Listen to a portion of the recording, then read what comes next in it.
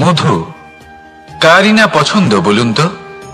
অত্যন্ত সুস্বাদু হয় এই মধু, মিষ্টি খেতে হয় এবং তা শক্তিও প্রদান করে, এবং প্রত্যেকটি মিষ্টি পদার্থের মতোই এতেও খুব তাড়াতাড়ি পিঁপড়ে ধরে যায়। অন্যদিকে যদি নুনকে দেখি, তাহলে বছরের পর বছর রাখলেও এতে পিঁপড়ে ধরে না। এবার যদি কথা বলি বন্ধুত্বের, তাহলে বন্ধুত্ব নুনের মতো হওয়া উচিত, মধুর মতো নয়।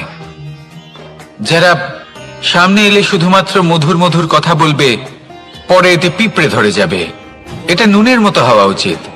প্রকৃত বন্ধু হলো সে যে সময় এলে পরে আপনার সামনে আপনার প্রকৃত সত্য তুলে ধরবে, তা সে যতই কঠিন হোক না কেন। আপনার দোষ, আপনার অপগুণ, আপনার খামতি আপনাকে বলতে পারবে, যাতে আপনি সেগুলো শুনে মেনে নিয়ে তারপর নিজেকে শুধরোতে পারেন। এটাই হলো প্রকৃত বন্ধুত্ব। কখনো নিজের জীবনের আশেপাশে মন দিয়ে দেখবেন, অনেক সময় এমন মানুষ থাকেন, অনেক বন্ধু থাকেন, যাদের দেখে আমাদের মনে হয় যে এনারা খুব কঠোর, এনাদের কথা খুব কটু। কিন্তু বেশিরভাগ এমন মানুষের মনটা যদি বুঝতে পারেন, তাহলে দেখবেন তাতে কোনো মালিন্য নেই, এনাদের মন অত্যন্ত পবিত্র হয়। যদি আপনার জীবনেও এমন কোনো ব্যক্তি থেকে থাকে, এমন বন্ধু থাকে, তাহলে তাদের আগলে রাখুন আর আমার সাথে ভালোবেসে বলুন, রাধা রাধা।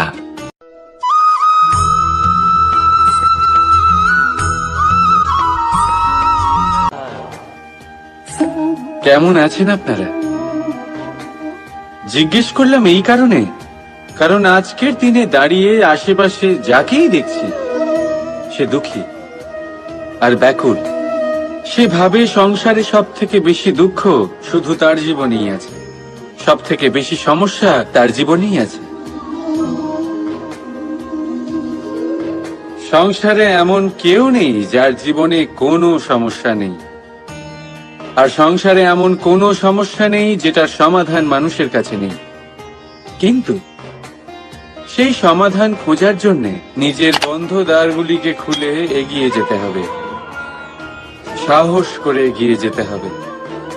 কিন্তু কিছু মানুষ কি করেন, নিজের মাথায় হাত দিয়ে কোনো এক কোণায় বসে নিরাশ হয়ে নিজের ভাগ্যকে তিরস্কার করেন। না, এটা কখনোই করবেন না। কর্ম করুন, এগিয়ে যান, সাহস দেখান, আর সব থেকে জরুরি কথা, সংযম হারাবেন না। কারণ আপনার লক্ষ্য যতই কঠিন হোক না কেন, সেটা অবধি পৌঁছানোর রাস্তা আপনার পায়ের তলা দিয়ে সর্বদাই যাবে। রাধা রাধা।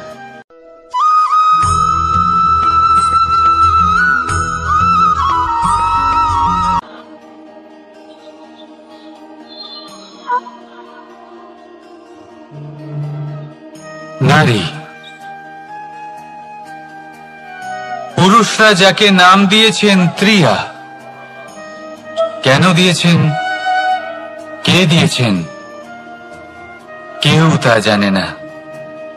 কথায় আছে, পুরুষরা ভাবেন যে ত্রিয়া, ভাবেন একরকম, বলেন অন্য কিছু, আর করেন অন্য কিছুই। কিন্তু সত্যিটা কি এটাই? আসল সত্যি হলো এটাই যে ত্রিয়া হলো সেই চরিত্রহীন পুরুষ, আর কেউ নয়। সেই পুরুষ যারা নারীকে বলেন যে আপনি হলেন মা, আপনি হলেন দেবী, আপনি হলেন বোন, আর ভাবেন কি? ভাবেন যে এই নারী হলো আমাদের পায়ের ধুলো, আর কিচ্ছু নয়। আর কি করেন? ওনাদের মাথায়, ওনাদের খোপায় মালা পরিয়ে দিয়ে ভাবেন যে ওনারা হলেন তাদের পায়ের ধুলোর সমান। একজন নারীর সম্মান ভঙ্গ করেন, তাদের দাসী মনে করেন। ভুলবেন না, যত্র নারী আস্ত পূজ্যন্তে রমন্তে তত্র দেবতা। অর্থাৎ যেখানে নারীকে পুজো করা হয় সেখানে ঈশ্বর বাস করেন, আর যেখানে নারীকে অপমান করা হয় সেখানে ঈশ্বর এবং ভাগ্য এই দুই রুষ্ট হয়। মনে রাখবেন, যদি নারী কল্যাণকারী হতে পারেন, তাহলে নারী মহাচণ্ডী রূপও ধারণ করতে পারেন। যদি একজন নারী মাতা হয়ে জন্মদান করতে পারেন, তাহলে নারী মৃত্যু হয়ে বিনাশও করতে পারেন। যেখানে নারী অপমানিত হবেন, সেখানে মহান ভারতও মহাভারতের পথে অগ্রসর হতে পারে। তাই মনে রাখবেন, নারীর অপমান যেন কখনোই না ঘটে। আর যদি কোথাও নারীর অপমান হয়, তার অর্থ হলো আপনার বিনাশ আপনার দিকেই আসছে। আর এটা হলো তার প্রথম পদক্ষেপের প্রথম পদধ্বনি।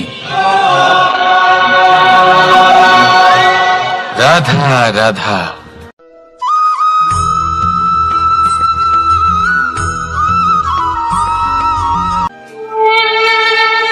দুঃখ কি, ভয় কি, এদের কিছুটা এইভাবে ভাবা যেতে পারে। জীবনে যখনই আপনি কিছু একটা লাভ করবেন, তখন সেটা হারানোর ভয় তার সাথেই চলে আসে। যেমন আপনি যদি ধন অর্জন করেন, ধন হারানোর ভয় তার সাথেই চলে আসে। সম্পত্তি অর্জন করলে সেটা লুট হবার ভয় তার সাথেই চলে আসে। আর এটা জীবনের সাথেও হয়। যেই মুহূর্তে আপনি জন্ম নেন, মৃত্যুর ভয় তার সাথেই চলে আসে। জন্ম না নিলে মৃত্যু কিভাবে হবে? মৃত্যুর ভয় কোথা থেকে আসবে? এবার এই ভয় কি সেটা আপনাকে বুঝিয়ে বলি। এই ভয় যদি মনের মধ্যে থাকে, জীবনে থাকে, তাহলে যা কিছু লাভ করবেন, সুখ, সম্পত্তি, সুবিধা, ধন, এইগুলি লাভ করার একটা আনন্দ থাকে। এদের সাথে জীবনযাপন করার একটা আনন্দ থাকে। এই ভয় সেই আনন্দ আপনার থেকে কেড়ে নেয়। ধরে নিন কাল আপনার মৃত্যু হতে চলেছে। এবার কালকের মৃত্যুর ভয় আজই মনে পুষে রাখলে, তাহলে এই ভয় আজকের সুখ, আজকের শান্তি আপনার থেকে কেড়ে নেবে। ভয় এটাই করে। সেই জন্য মনে রাখবেন, ভয়ের সঙ্গ আপনি ত্যাগ করে দিলে জীবন যাপনের যে সুখ তা চিরকাল আপনার সাথে থাকবে। আসুন আর আমার সাথে ভালোবেসে বলুন, রাধা রাধা।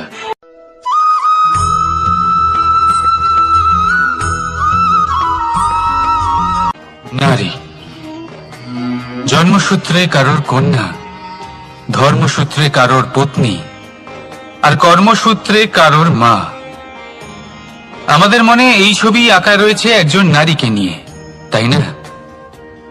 একটা অতুলনীয় ভূমিকা রয়েছে নারীদের আমাদের জীবনে, আর নারী ছাড়া আমরা কিছুই নই। কিন্তু অধিকার, সেখানে আমরা একটা ভুল করে বসি। যখন নারী একজন কন্যা থাকে, যখন সে জন্ম নেয়, তখন তার উপর অধিকার থাকে তার পিতার। আর তারপর যখন বিয়ে হয়ে যায়, তখন তার অস্তিত্বের উপর অধিকার থাকে তার স্বামীর। আর যখন তিনি মা হন, তখন নিজেই তিনি জীবনের সমস্ত অধিকার দিয়ে দেন তার সন্তানকে। কিন্তু আমরা কি কখনো এটা ভেবেছি, এই জীবন হলো তার নিজের? যে নারী সবার কল্যাণ করছেন, তার জীবনের অধিকারও তার কাছেই থাকা উচিত, তাই না? তার নিজের জীবনের সিদ্ধান্ত সে নিজেই নিতে পারেন, নিজেই নিজের ভাগ্যের রচয়িতা হতে পারেন। আর এর জন্য আমাদের নিজেদের পাল্টাতে হবে, দৃষ্টিভঙ্গি পাল্টাতে হবে। কারণ এই ধারণা সেটা আজ বা কালকের ব্যাপার নয়, এটা ঘটে চলেছে বহু বছর ধরে আর চলতেই থাকবে, যদি আমরা এটা না বদলাই। আর এটা তখনই সম্ভব হবে যখন আমরা নিজেদের মধ্যে পরিবর্তন আনব। তাই আজকের পর থেকে, এই মুহূর্ত থেকে, কোনো নারীর ওপর অকারণ অধিকার স্থাপনের আগে সহস্রবার ভেবে দেখবেন। কারণ যখন নারী নিজের অধিকার কেড়ে নিতে বাধ্য হবেন, তখন শুধু এবং শুধুমাত্র বিনাশই ঘটবে। রাধা রাধা।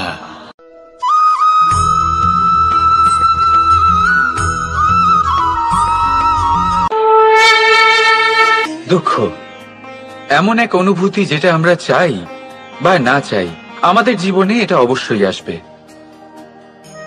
আমাদের মনকে বিব্রত করে তুলবে, আমাদের মনকে বিচলিত করে তুলবে। কখনো ভেবে দেখেছেন এই দুঃখ আমাদের জীবনে কেন আসে, কিভাবে আসে? যদি আপনি মন দিয়ে চিন্তা করেন, তাহলে আপনি বুঝতে পারবেন যে এই দুঃখের অনুভূতি পরিস্থিতির থেকে বেশি মানসিকতার থেকে বেশি আশেপাশের লোকজনের সাথে জড়িয়ে। কারণ আশেপাশের লোকজনেরাই আপনার জন্য পরিস্থিতি তৈরি করেন, যা ভালোও হতে পারে আবার খারাপও। আপনার আশেপাশের লোকজনেরাই আপনার মানসিকতাকে প্রভাবিত করে, হয় তাকে ভালো করে অথবা খারাপ করে। আমাদের জীবনের অর্ধেক দুঃখ এই কারণে যে আমরা তাদের উপরে আশা রাখি যাদের উপরে কোনো আশা রাখা উচিত নয়, আর অর্ধেক দুঃখ এই কারণে যে আমরা তাদের উপরে সন্দেহ করি যাদের উপর সেটা করা উচিত নয়। তাৎপর্য এটাই যে মানুষকে চেনার চেষ্টা করতে থাকুন। যেদিন আপনি এটা বুঝে যাবেন যে কে সুজন আর কে দুর্জন, সেই দিন এই দুঃখ আপনার জীবন থেকে দূরে কোথাও চলে যাবে। রাধা রাধা।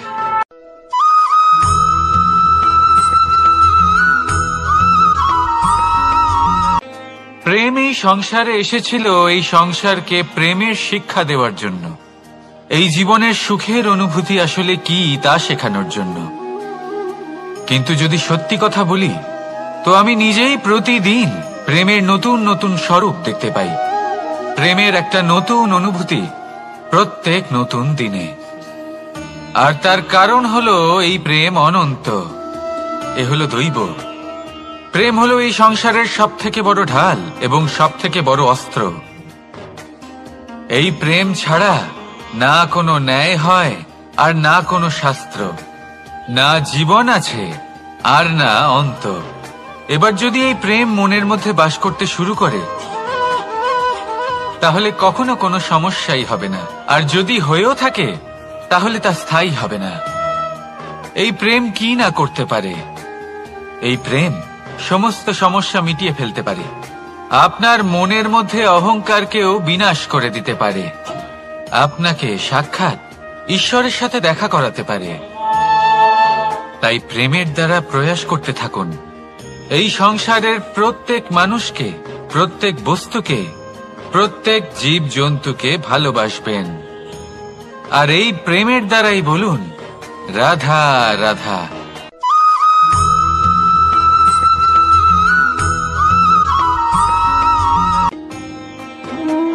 কর্ম, ধর্ম আর কর্তব্য, এই তিনটি একে অপরের সাথে জড়িত। আর অনেক সময় এই তিনটি পালন করতে করতে আমাদের সেই ব্যক্তির সামনে গিয়ে দাঁড়াতে হয়, তার বিরুদ্ধেই যেতে হয় যাকে আমরা সব থেকে বেশি ভালোবাসি। কিন্তু সেইখানে এই যুদ্ধ কোনো ব্যক্তিগত যুদ্ধ থাকে না, এ হলো কর্ম, ধর্ম আর কর্তব্যের যুদ্ধ। এটা সরল নয়, অত্যন্ত কঠিন হয় তার সম্মুখীন হওয়া যাকে আমরা সব থেকে বেশি সম্মান করি। কিন্তু আমাদের তো আমাদের ধর্মের পথে চলতেই হবে, কারণ আমরা কর্মবদ্ধ, কর্তব্যবদ্ধ, আর এটাই করা উচিত। শুধু এটুকু মনে রাখবেন, যদি আপনার উদ্দেশ্য শুভ হয়, আপনার ভাবনা শুভ হয়, আপনি যদি কর্ম, ধর্ম আর কর্তব্যের পথে অগ্রসর হন, তাহলে এই প্রক্রিয়াতে যদি আপনাকে আপনার আরাধ্যেরও সামনে দাঁড়াতে হয়, তাহলেও আপনার কোনো ক্ষতি হবে না। তাহলে আসুন আর আমার সাথে ভালোবেসে বলুন রাধা রাধা।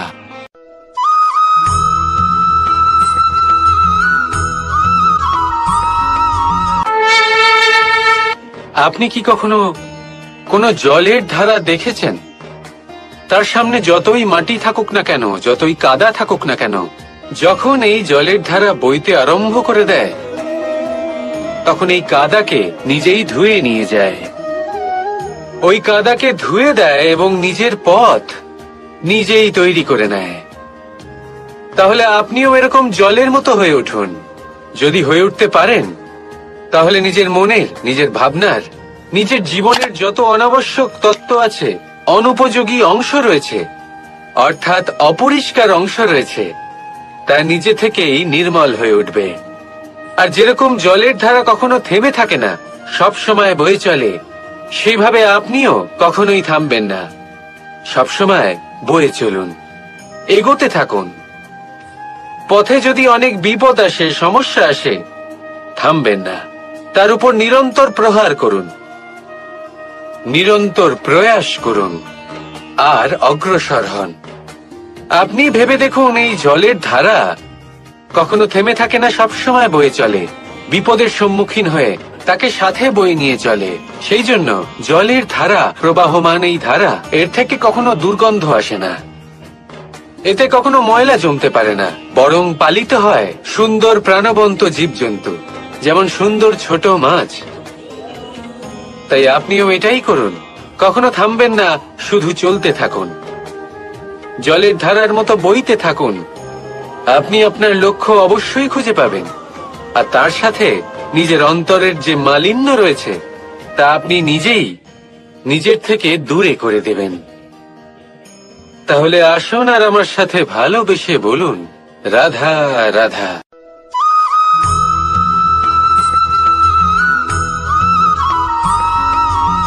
আমরা যে মানুষকে চাই, যাকে আমরা ভালোবাসি, তাকে একটা উপহার অবশ্যই দিতে চাই। এমন এক উপহার যা ওনার ভালো লাগবে, যা শ্রেষ্ঠ হবে, অতি প্রিয় হবে, বহুমূল্য হবে, বা বলতে পারেন মূল্যবান হবে। তাই আমরা কি করি? আমরা বাজারে যাই, তার জন্য স্বর্ণ, আভূষণ, হিরে, মুক্ত এইসব নিয়ে আসি। কিন্তু এটাই কি সর্বশ্রেষ্ঠ উপহার? কখনোই না। সর্বশ্রেষ্ঠ উপহার হলো স্বাধীনতা, তাকে নিজের মনের মতো বাঁচার স্বাধীনতা। যদি আপনি কাউকে স্বাধীনতা না দিতে পারেন, তাহলে সে কোথাও না কোথাও বন্দী হয়ে যায়, তার বিকাশ কোথাও না কোথাও আটকে যায়।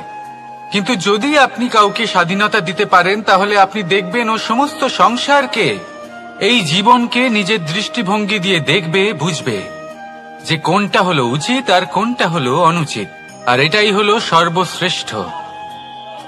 আর এবার যদি কাউকে স্বাধীনতার মাধ্যমে এত বড় একটা শক্তি দিতে পারেন, তাহলে আপনি আমাকে বলুন, এর থেকে বড় উপহার আর কি হতে পারে?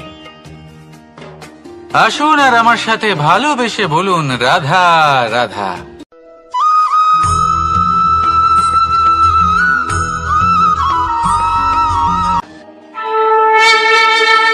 এই সংসারে আমাদের জীবনের সবথেকে বড় দোষ কি আপনি জানেন? কেউ বলবেন লোভ, কেউ বলবেন লালসা, কেউ বলবেন অসত্য। দেখুন, দুঃখের মূল কারণ হলো পরিশ্রম না করা। কিছু মানুষ ভাবেন যে আমি জীবনে কোনো পরিশ্রম করব না, অথচ আমি সবকিছু প্রাপ্ত করতে চাই। আর এমন এক কারণের জন্যই দূতের মতো খেলা আমাদের জীবনে প্রবেশ করার সুযোগ পায়। দূত। এই দূত আসলে কি? দূত অর্থাৎ কোনো পরিশ্রম ছাড়াই অন্য কেউ পরিশ্রম করে যা অর্জন করেছেন, যে সুখ সুবিধা অর্জন করেছেন, তা নিজের জন্য শুধুমাত্র একটা খেলার মাধ্যমে নিজের করে নেওয়ার ইচ্ছে। আর এই ইচ্ছে অত্যন্ত বিনাশকারী হতে পারে।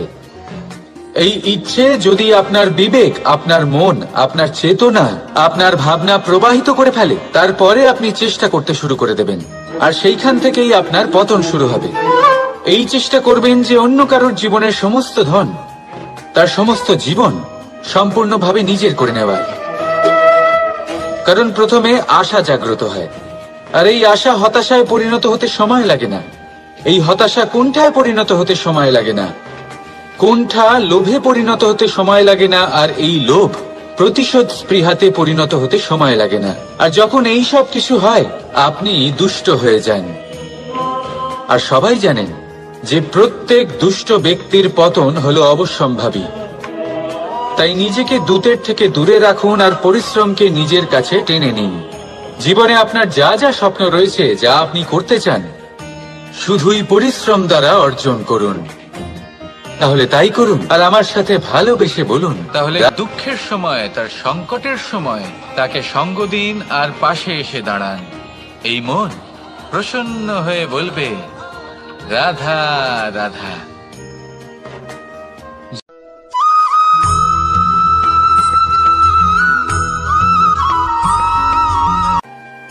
জীবনে এমন কিছু কাজ রয়েছে যা আপনাকে একাই করতে হয়, আর এমন কিছু কাজ রয়েছে যা আপনাকে একসাথে মিলে করতে হয়, একজোট হয়ে, সঙ্গবদ্ধ হয়ে। এবার সঙ্গবদ্ধ বলতে কি বোঝাতে চাইছি? আমি তাদের কথা বলছি না যারা বাস্তবিকভাবে একে অপরের সাথে কাজ করেন, আমি তাদের কথা বলছি যারা একে অপরের থেকে দূরে থেকেও একে অপরকে বিশ্বাস করেন। আমি আগেও বলেছিলাম, সমস্ত বিশ্বের আশা বিশ্বাসেই বসবাস করে, তাই না? তাই যেখানে সমস্ত বিশ্ব আছে, সমস্ত সংসার আছে, সেইখানেই বিশ্বাস রয়েছে। তাই আপনার আশেপাশে এমন দল সঙ্গবদ্ধ করুন যাদের আপনার ওপর বিশ্বাস আছে আর যাদেরকে আপনি বিশ্বাস করতে পারেন। তাহলে আসুন আর আমার সাথে ভালোবেসে বলুন, রাধা রাধা।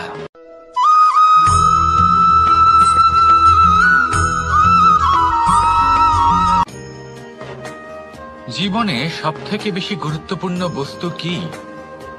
বাড়ি, বাহন, সোনা, ধন।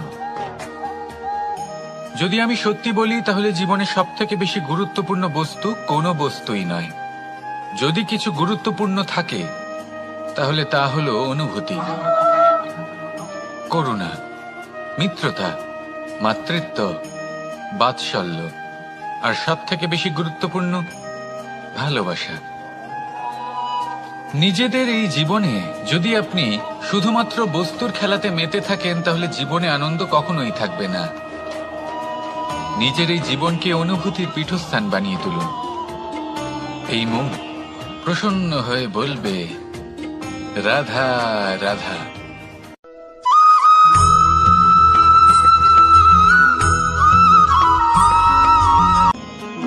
আপনি কখনো কোনো সাধারণ পাখি দেখেছেন?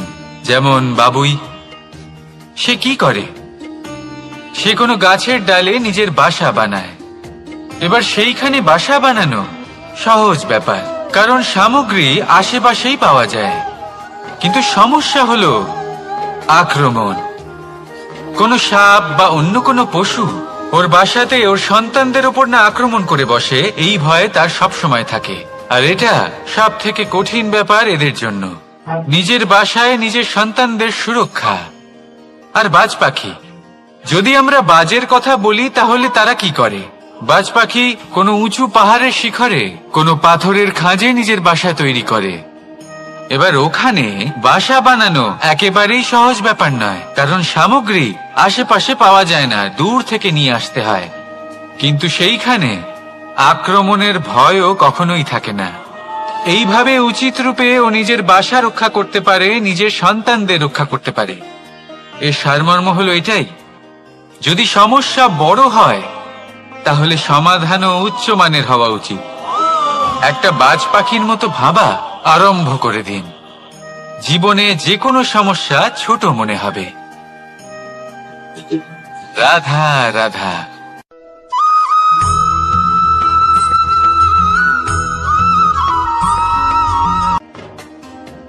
যখনই কোনো ঘূর্ণিঝড় আসে, কোনো প্রলয়ে আসে, তখন দেখবেন তা কত বৃহৎ প্রভাব ফেলে, কত বড় বিনাশ ঘটায়, বিধ্বংস সৃষ্টি করে।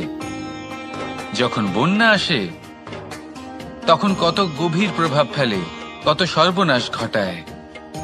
নদীর পাড়ও ভেঙে বয়ে নিয়ে যায়।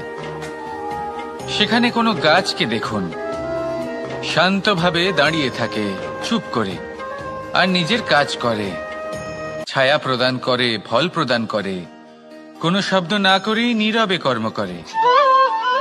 যদি নদীর কথা বলি, নদী যখন বয়ে চলে খেতে জল প্রদান করে, বনস্পতিদের প্রাণ প্রদান করে, আমাদের পানীয় জল দেয়। এত মহান কাজ করে কোনো শব্দ না করে, নীরবতার সাথে। এ হলো এক শিক্ষা যে এই সংসারে যারাই মহান কর্ম করেন তারাই নীরব থেকে সেই কর্ম করতে থাকেন, কারণ ওনারা জানেন যে গুরুত্বপূর্ণ প্রচার নয় বরং কর্ম। আর যারা রুদ্রের সাথে থাকেন, কোলাহল করেন, তারা শুধুমাত্র ধ্বংসই করেন। এবার আপনি মৌন থেকে শুধুমাত্র কর্ম করে মহান হতে চান, নাকি রুদ্রের সাথে থেকে বিধ্বংস ঘটাতে চান? সিদ্ধান্ত আপনারই। আসুন আর আমার সাথে ভালোবেসে বলুন, রাধা রাধা।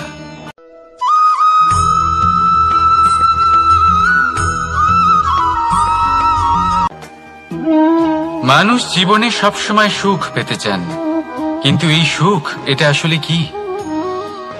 এই সুখের আসল রূপ কি? আমি বলি, সুখের আসলে দুটি রূপ হয়, বাহ্যিক সুখ, আত্মিক সুখ। আর এটা ঠিক তেমনই হয় যেরকম আমাদের শরীরের সাথে জড়িত ছায়া আর আমাদের শরীরের মধ্যে বসবাসকারী আত্মার।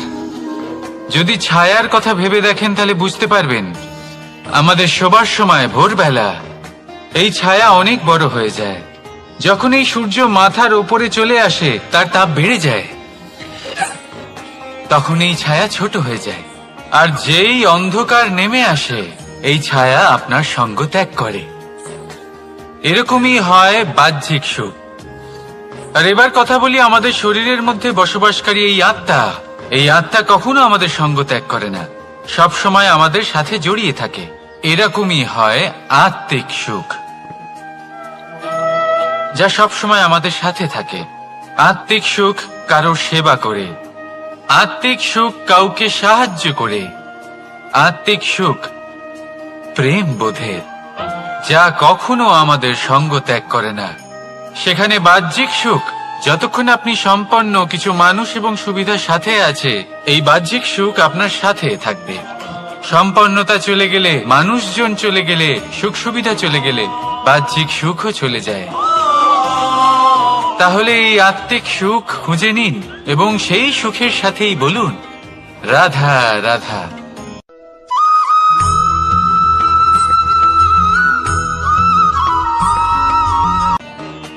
আপনি জীবনে কি হবেন, সেটা আপনার পরিশ্রম, আপনার নিরন্তর প্রয়াস আর আপনার নির্বাচিত দিশার উপর নির্ভর করে না।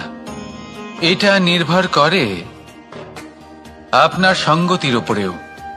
এই সঙ্গতি যা হলো অত্যন্ত গুরুত্বপূর্ণ। প্রকৃতিও আমাদের এটাই শেখায় বিভিন্ন উদাহরণ দিয়ে। যদি আপনাকে একটা উদাহরণ দিই, কখনো বাতাসের প্রবাহ লক্ষ্য করবেন।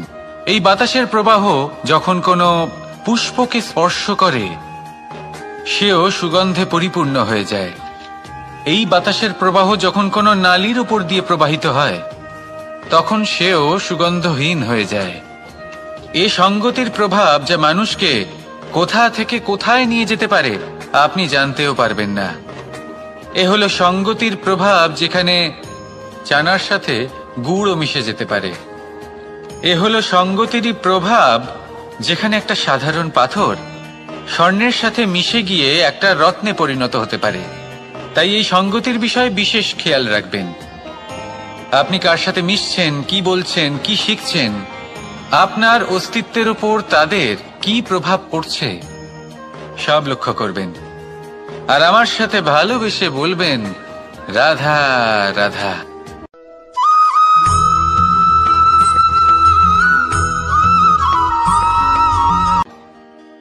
মানুষ এক অত্যন্ত বিচিত্র প্রাণী। পরিকল্পনা করে, ষড়যন্ত্র করে, প্রচেষ্টা করে, কাউকে পরাজিত করার চেষ্টাও করে।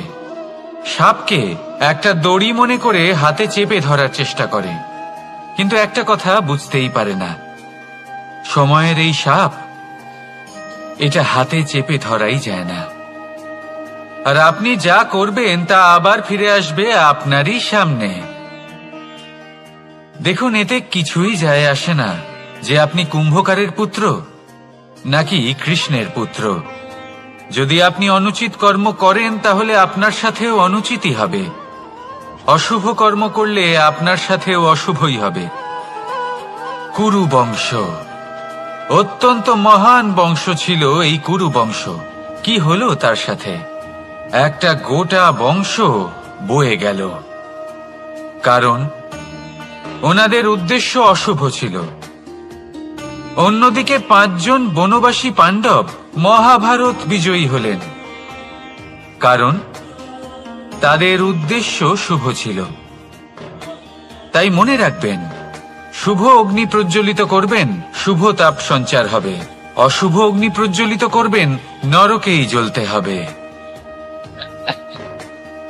তাহলে আসুন আর আমার সাথে ভালোবেসে বলুন, রাধা রাধা।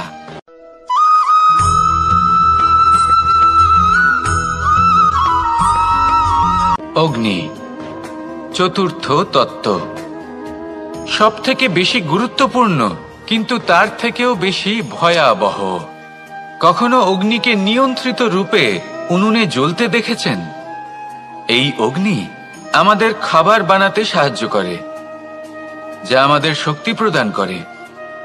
কিন্তু এই অগ্নি যখন বিচলিত হয়ে, অনিয়ন্ত্রিত হয়ে কোনো বনের আগুন হয়ে ওঠে, তখন মহা বিনাশ ঘটে যায়। আপনারই অন্তরের ঊর্জা হলো এই অগ্নি।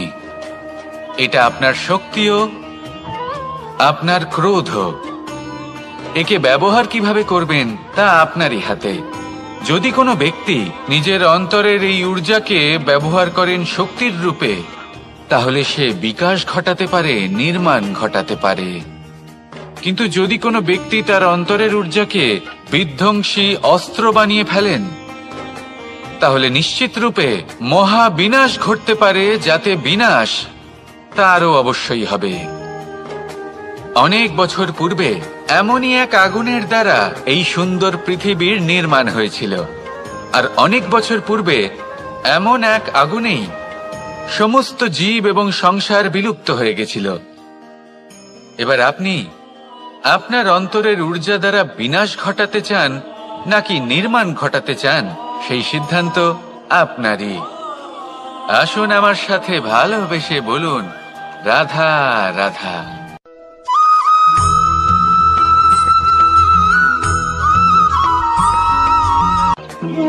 মানুষ জীবনে সবসময় শিখরে পৌঁছতে চায়, অনেক উঁচুতে উঠতে চায়। আর তার জন্য তারা কি না করে, পরিকল্পনা করে, ষড়যন্ত্র করে, প্রার্থনা করতে থাকে, আবার কারোর কাছে সাহায্যও চায়। কিন্তু এত কিছু করা সত্ত্বেও অনেক সময় মানুষ শিখরে পৌঁছতে পারে না। যদি পৌঁছেও যায়, তাও খুব তাড়াতাড়ি নিচে নেমে আসে। এর কারণ কি? একটা উদাহরণ দিয়ে বোঝানো যাক। এই হলো ময়ূর পেখম, আর এই হলো পাথর। যদি এই পেখমকে হাওয়ায় ছুঁড়ে দিই, তবে ও উড়তে থাকে। কিন্তু এই পাথর অতি শীঘ্রই মাটিতে নেমে আসে। এর কারণ কি? ভার। এই পাথর হলো ভারী, আর এই শিক্ষাই আমাদের গ্রহণ করতে হবে। ঠিক এইভাবেই যদি আমাদের মন দ্বন্দ্ব আর অহংকার দ্বারা পরিপূর্ণ হয়ে থাকে, তাহলে তা কখনোই শিখরে পৌঁছবে না। পৌঁছে গেলেও খুব শীঘ্রই মাটিতে নেমে আসবে। তাই এই মনকে হালকা করতে শিখুন, অহংকারকে, এই হিংসাকে ত্যাগ করুন। তারপর উঁচুতে উড়ে তো দেখুন, কত উঁচুতে উড়তে পারবেন আপনি। আসুন আমার সাথে ভালোবেসে বলুন, রাধা রাধা।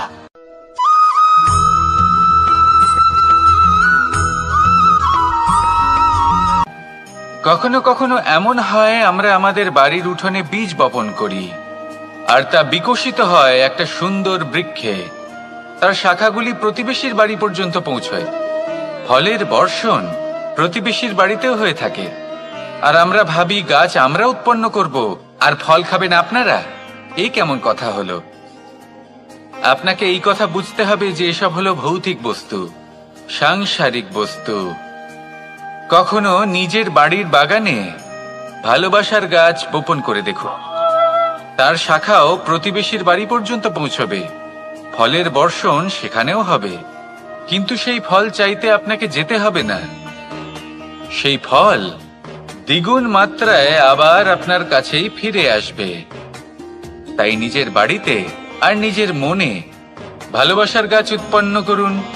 এই জীবন প্রসন্ন হয়ে বলবে, রাধা রাধা।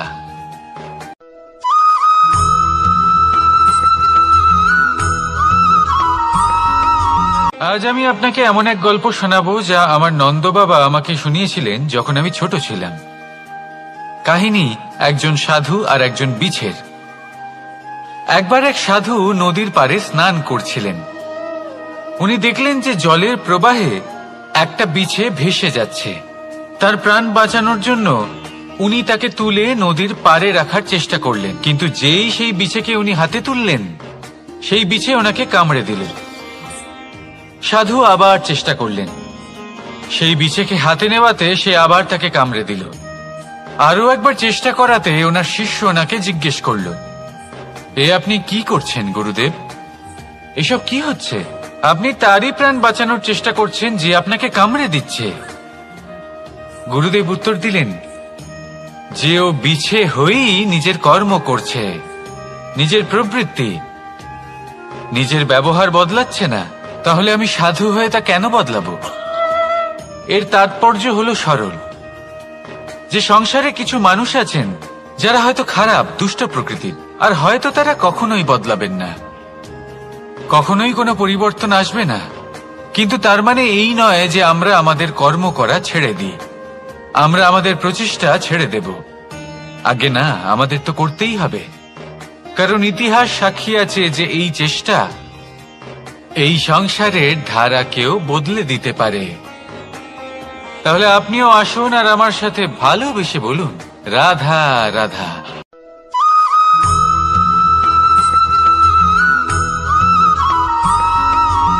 অ দিয়ে অন্ত, আ দিয়ে আরম্ভ, এই দুইয়েরই রাশি সমান। যদি আপনি মন দিয়ে দেখেন তবে দেখবেন এদের সম্পর্ক খুবই নিবিড়। কিভাবে? যখন কোনো কিছু শুরু হয় এটা নিশ্চিত হয়ে যায় যে তা সমাপ্তও হবে। আরম্ভই যদি না হয় তার সমাপ্তও হবে না। যা আরম্ভ হয়েছে তার সমাপ্তি হলো অবশ্যম্ভাবী। এটাই হলো প্রকৃতির নিয়ম, একে এড়ানো যায় না। এবার এই কথা আমরা সকলে জানি। এবার মানুষ কি ভাবে যে সমাপ্তির পরে কি হতে পারে? এর উত্তর তাদের কাছে নেই। তাদের উচিত অন্য কোনো বিষয় ভাবা যা বেশি গুরুত্বপূর্ণ। এবার মানুষ এটা জানে না যে মৃত্যুর পরে কি হতে পারে, কিন্তু এই কথা অবশ্যই জানে যে জন্ম থেকে মৃত্যু পর্যন্ত এই সময়, যাকে আমরা জীবন বলে থাকি, এই সময় আমরা কর্ম করতে পারি। এই কথা তো আমরা জানি। তাহলে এমন কি কর্ম করা যেতে পারে যা আমাদের সমাপ্তির পরও আমাদের প্রাসঙ্গিক করে রাখতে পারে? এই বিষয় ভাবা উচিত। যে জন্মগ্রহণ করেছে তার মৃত্যু হবেই, এটা সাধারণ বিষয়। কিন্তু ইতিহাস আজও সেই সকল মানুষজনকে স্মরণ করেন যাদের এই সংসার তাদের মৃত্যু নয়, বরং তাদের জীবনকালে যে কর্ম তারা করেছেন তার দ্বারা মনে রাখেন। সেই কর্মের কারণে এই সংসারে তাদের নাম, তাদের কর্ম, তাদের ব্যক্তিত্ব, তাদের কীর্তি অমর হয়ে থাকে এবং থাকবে। আপনার কাছে এতটা সময় নেই যতটা আপনার মনে হচ্ছে আপনার কাছে আছে। সেই জন্য যত শীঘ্র সম্ভব শ্রেষ্ঠ কর্ম করুন, যতটা পারবেন ততটা অধিক সুকর্ম করুন। এই সংসারে নিজেকে অমর করে তুলুন আপনার মৃত্যুর পরেও। আর আমার সাথে ভালোবেসে বলুন, রাধা রাধা।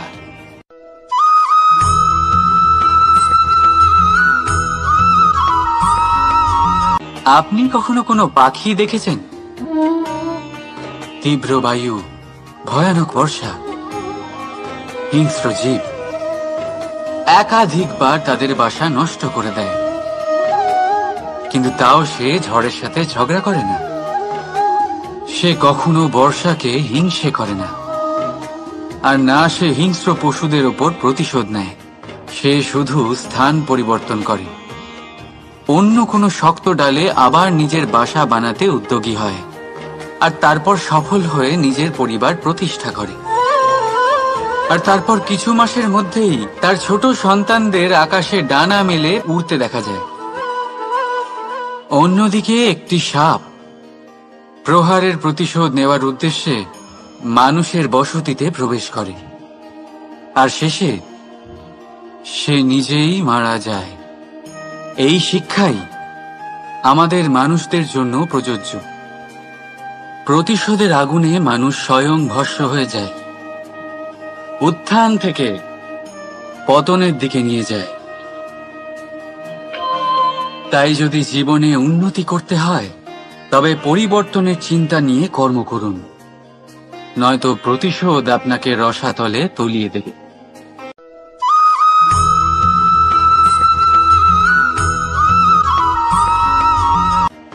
ওমা, এ কি? আমি কখন থেকে এখানে অপেক্ষা করছি, হাত পেতে দাঁড়িয়ে রয়েছি যাতে একটা ফল আমার হাতে এসে পড়ে এবং সেটা আমি খেতে পারি। কখন থেকে অপেক্ষা করছি, কিন্তু সেটা হচ্ছেই না। এবার আপনি বলবেন যে এসব কি বলছি, এই কি অদ্ভুত কথা বলছি। যদি ফল খেতে হয় তাহলে আমাকে বৃক্ষে চড়তে হবে, ফলের কাছে পৌঁছতে হবে, তবেই তো ফল পাবো। এবার এটা অত্যন্ত সহজ ব্যাপার, কিন্তু এই বিষয়টা আপনি নিজের জীবনের প্রসঙ্গে ভেবে দেখুন। লক্ষ্য কোথায় আছে আপনি জানেন, সেই লক্ষ্যে পৌঁছানোর পথ কি সেটাও আপনি জানেন, সেই পথে চলার ক্ষমতাও আপনার রয়েছে, কিন্তু তাও আপনি নিজের লক্ষ্য লাভ করতে পারছেন না। কেন? কারণ আপনি অপেক্ষা করছেন যে লক্ষ্য আপনার সামনে চলে আসবে, কিন্তু তা হয় না। লক্ষ্য সে যাই হোক না কেন, ধন হোক, প্রেম হোক, কোনো সম্মান হোক বা মোক্ষ হোক, যদি আপনি তার দিকে অগ্রসর না হন তাহলে ফল প্রাপ্তি অসম্ভব ব্যাপার, তা কোনোদিনই হবে না। সেই জন্য আপনার চোখের সামনে আপনি যদি নিজের লক্ষ্যকে দেখতে পান তাহলে উঠুন এবং সেই দিকে অগ্রসর হতে শুরু করুন। নিজের অন্তরের সকল অশুভ গুণ দূর করুন, অলসতা ত্যাগ করুন, অজ্ঞানতা ত্যাগ করে দিন এবং চলতে থাকুন। অবশ্যই মনোবাঞ্ছিত ফল লাভ করতে পারবেন। মনে রাখবেন, চলতে থাকলে তবেই লক্ষ্য প্রাপ্তি হবে। অপেক্ষার দ্বারা শুধুমাত্র মৃত্যু লাভ হবে। আসুন আমার সাথে ভালোবেসে বলুন, রাধা রাধা।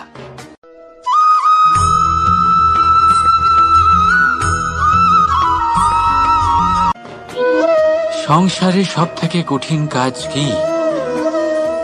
কেউ বলবেন পর্বত আরোহণ করা, কেউ বলবেন সাঁতার কাটা, কেউ বলবেন আকাশে ওড়া। কিন্তু বাস্তবে সত্যি কি এগুলি কঠিন? আসলে যদি দেখা যায় তো এগুলি কিছুটা আলাদা। যে কাজ আমরা করতে অভ্যস্ত নই আমরা তাকে কঠিন ভেবে নিই। যেমন সাঁতার কাটা আলাদা, পাহাড়ে ওঠার কলা আলাদা, আকাশে ওড়ার কলা আলাদা। যেমন কিছু মানুষ গণিত আর বিজ্ঞানকে কঠিন ভেবে নেয়, কিন্তু বাস্তবে এটা সাহিত্যের থেকে কিছুটা ভিন্ন, কঠিন নয়। দেখুন, এই সংসারে কঠিন কিছুই নেই, শুধু একে অপরের থেকে কিছুটা ভিন্ন। যেমন কোনো মানুষ হন, সম্পর্ক হোক, কারোর চিন্তাধারা বা বিচার বুদ্ধি হোক, কখনো কখনো আমরা বুঝতে পারি না, কারণ আমাদের চিন্তাধারা ও বিচার বুদ্ধির থেকে সেগুলি আলাদা। কিন্তু যদি এটা বুঝে নেওয়া যায় যে সেটা কঠিন নয়, একটু ভিন্ন মাত্র, তাহলে অনেক সম্পর্ক বাঁচানো যেতে পারে। রাধা রাধা।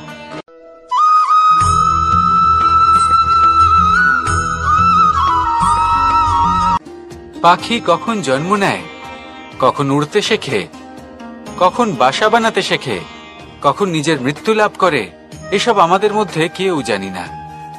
কিন্তু পাখি একটা কথা খুব ভালো করে জানে, যে এই সংসারেও যা কিছুই করুক না কেন, এই সংসারের ওকে নিয়ে কিচ্ছু যায় আসে না। এবার আমরা কি করি? কোনো কাজ করার আগে আমরা এটা ভাবি যে এই সংসার যদি আমাকে দেখে ফেলে তাহলে কে জানে এই সংসার কি ভাববে, আমার প্রতিচ্ছবি কেমন তৈরি হবে কে জানে, কে জানে কি হবে আদি ইত্যাদি। এই সব ভাবনায় আমরা মগ্ন হয়ে যাই, কিছুটা এমন ভাবে মগ্ন হই যে বর্তমানের কর্মের এই জীবনের যাত্রাপথে সেই সময়ের আনন্দ উপভোগ করতে ভুলে যাই। এবার দেখুন একটা পাখি কি করে, ওর কর্ম হলো গান গেয়ে চলা। ওই পাখি গেয়ে চলে, কেউ ওর গান শুনুক বা না শুনুক, কেউ আদৌ শুনছে কিনা সেই বিষয়টা নিয়ে সেই পাখির কিছুই যায় আসে না। সেই পাখি নিজের কর্ম করতে থাকে। হয়তো সেই জন্যই আপনি কখনো কোনো পাখিকে কাঁদতে দেখবেন না। এরকমই আপনাকে নিজেকে গড়ে তুলতে হবে। প্রথমে নিজেকে জিজ্ঞেস করুন, এই যে কর্ম আমি করতে চলেছি সেটা কি উচিত? যদি আপনার মনে হয় সেটা উচিত তাহলে সেটা প্রমাণ করুন। এটা ভাববেন না যে এই সংসার কি ভাববে। আসুন আর আমার সাথে ভালোবেসে বলুন, রাধা রাধা।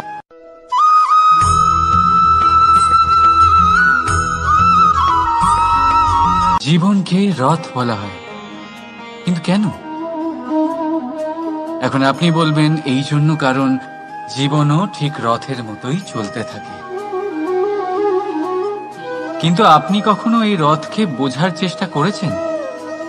এই রথে সামনে ঘোড়া থাকে আর পিছনে চাকা। এই ঘোড়া হলো আপনার কর্ম, আর এই চাকা কর্মফল। এই ঘোড়া যেখানেই যায়, রথের চাকাগুলি সেখানেই এগোতে থাকে। যদি আপনার ঘোড়া অর্থাৎ আপনার কর্ম শুভ সহজ পথে চলে, তাহলে আপনার যাত্রাও আনন্দময় হবে। যদি কুকর্মের খারাপ পথে চলেন, তাহলে আপনার যাত্রা খানা খন্দ দিয়ে ভরে যাবে।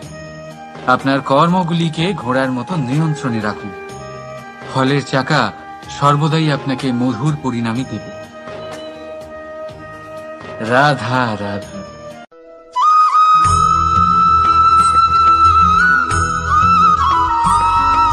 কখনো ভেবেছেন, যখন মাতা সন্তানকে জন্ম দেয় তখন কি হয়? 9 মাস গর্ভে ধারণ, প্রসবের তীব্র যন্ত্রণা, যে যন্ত্রণা এতটাই ভয়ানক হয় যে মনে হয় সন্তানের জন্মের সাথে মাতারও এক নতুন জন্ম হচ্ছে। আর এই জন্মের সাথে শেষ হয় মাতার যন্ত্রণার। কিন্তু যদি আপনি আপনার দৃষ্টিভঙ্গি পাল্টে দেখেন, তাহলে আপনি বুঝতে পারবেন যে এই যন্ত্রণার অন্ত এক অপার আনন্দের প্রারম্ভ সন্তানের, আর সন্তান মাতা পিতার জন্য সুখের প্রারম্ভ। জীবনের সাথে এটাই হয়। আমরা কখনো কখনো কোনো সম্পর্ক বা পরিস্থিতির যন্ত্রণার অন্তের জন্য এত বিচলিত হয়ে যাই যে সেই আনন্দের প্রারম্ভ আমরা দেখতেই পাই না। মনে রাখবেন, যন্ত্রণা আনন্দের প্রারম্ভের লক্ষণ মাত্র। রাধা রাধা।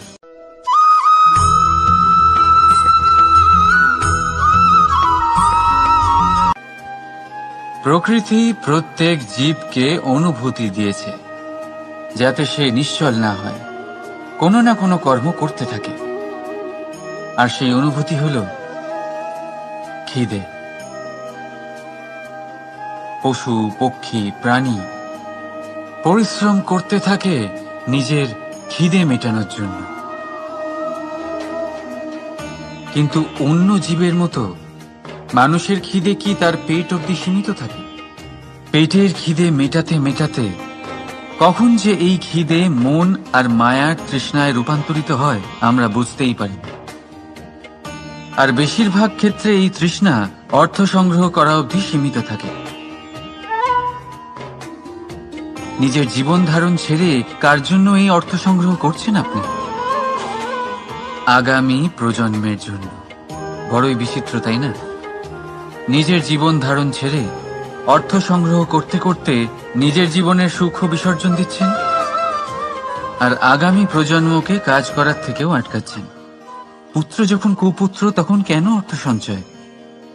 পুত্র যখন সুপুত্র তখন কেন অর্থ সঞ্চয়? নিজের সন্তানকে সংস্কার দিন, অর্থ নয়। যদি সন্তান সংস্কারী হয়, তখন সে নিজের এক সংসার তৈরি করবে। যদি সংস্কারহীন হয়, তাহলে আপনার বানানো সংসার এমনি সে ভেঙে দেবে। জীবনে যদি কিছু সঞ্চয় করতে হয়, তাহলে জ্ঞান সঞ্চয় করুন, প্রেম সঞ্চয় করুন, আর আমার সাথে ভালোবেসে বলুন, রাধা রাধা।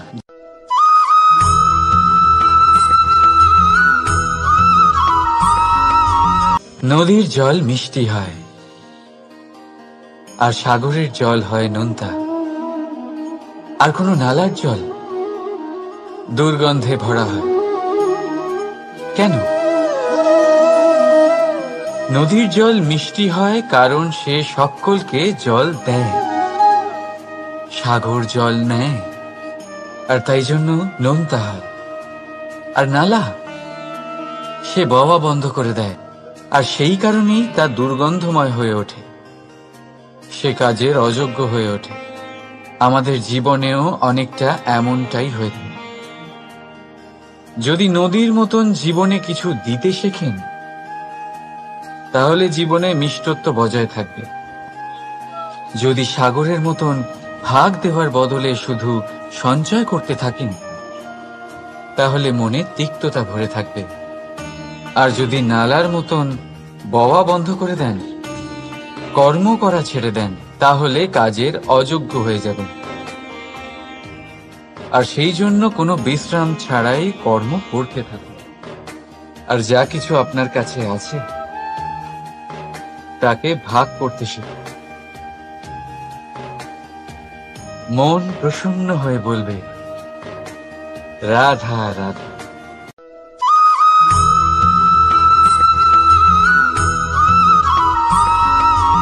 এই হিরেটা দেখতে পাচ্ছেন আপনি?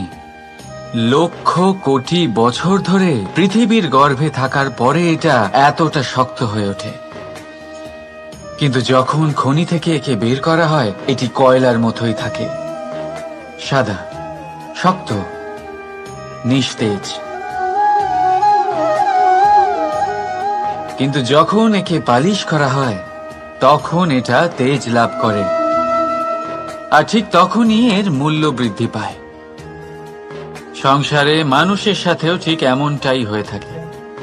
মানুষের বুদ্ধি, মেধা, অভিজ্ঞতা সেই বছরগুলোর জন্য বৃদ্ধি পায় না যে বছরগুলো আমরা জীবনে কাটিয়েছি, বরং সেই মুহূর্ত থেকে ফুটে ওঠে যখন আমরা কষ্টের সম্মুখীন হয়েছি, বিপদের সম্মুখীন হই, সংকট পেরিয়েছি, ছলনা আর ক্লেশ সহ্য করেছি।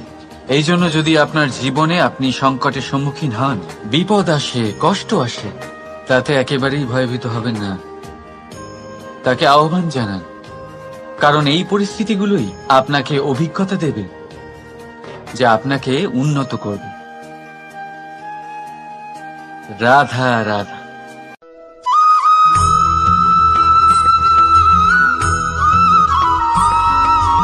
মানুষের মধ্যে এক বিশেষ গুণ পাওয়া যায়, মূল্যায়ন করার। কোনটা দামি, কোনটা সস্তা, যেটা কিনতে গেলে অনেক মুদ্রা লাগে, অনেক পরিশ্রম লাগে, সেটা দামি। যেটা কিনতে গেলে কম মুদ্রা, কম পরিশ্রম লাগে, সেটা সস্তা। কিন্তু এটাই কি সম্পূর্ণ সত্য?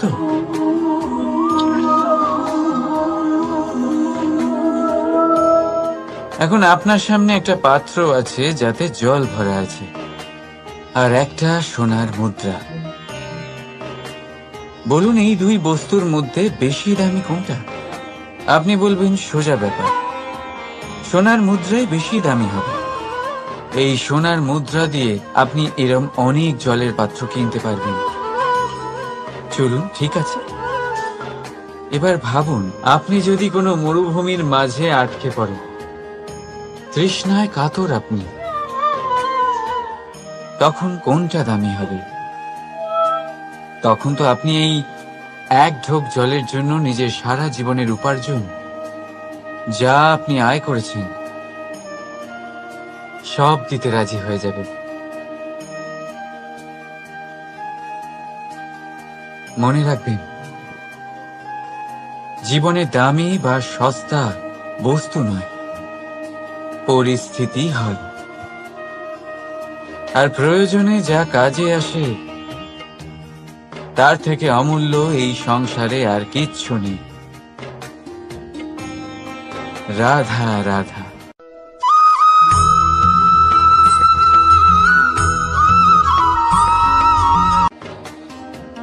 এই পদ্ম ফুল দেখতে পাচ্ছেন আপনি? এটার একটা বিশেষত্ব আছে। জলের স্তর যতই বেড়ে যাক, এই ফুল সব সময় জলের ওপরেই ভাসে। আর এর কারণ হচ্ছে এর এই মৃণাল। যখনই জলের স্তর বাড়ে, ঠিক তখনই এই মৃণালও বাড়ে, আর এই ফুলকে জলের ওপরে ভাসিয়ে রাখে। কিন্তু যখন জল কমে যায়,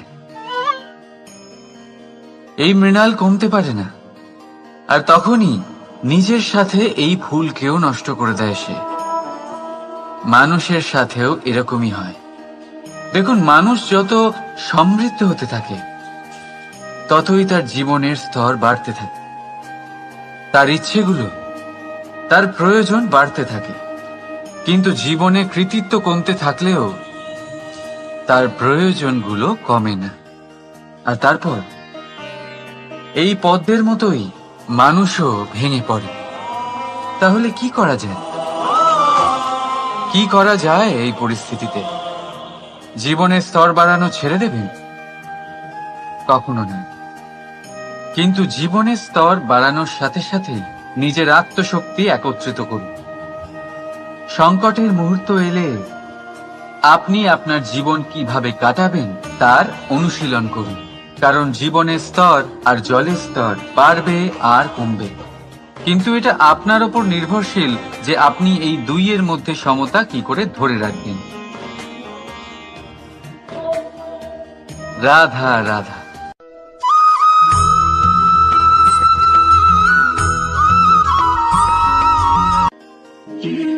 আমরা সবাই জীবনে সফল হতে চাই, তাই না?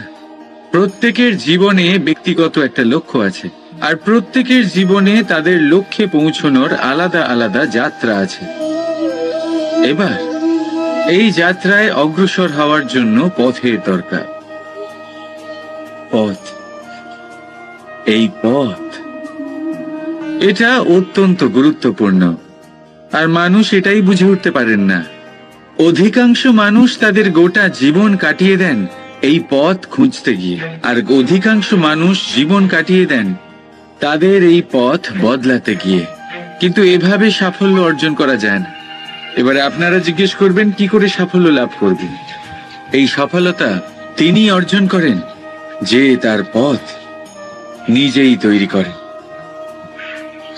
দেখুন, যত শক্তি আর যত সময় আপনি পথ খুঁজতে আর বদলাতে গিয়ে নষ্ট করবেন, তার থেকে কম সময় এবং শক্তির দ্বারা আপনি নিজের পথ নিজেই বানাতে পারবেন, নিজের লক্ষ্যে পৌঁছতে পারবেন। সেই জন্য বারবার আপনার পথ বদলাবেন না, খোঁজাখুঁজি করবেন না। নিজের এই যাত্রায় নিজের পথ নিজেই তৈরি করুন, আর যত তাড়াতাড়ি সম্ভব নিজের লক্ষ্যে পৌঁছে যান। রাধা রাধা।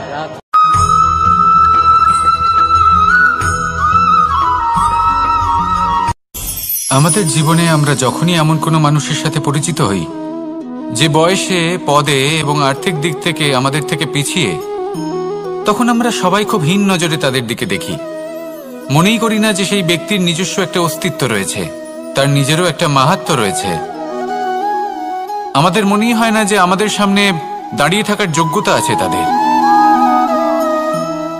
চলুন আপনাকে একটা প্রশ্ন করি, শূন্যের নিজস্ব মূল্য কোথায়? আপনি বলবেন কিছুই না। শূন্যের আবার নিজস্ব মূল্য কোথায়?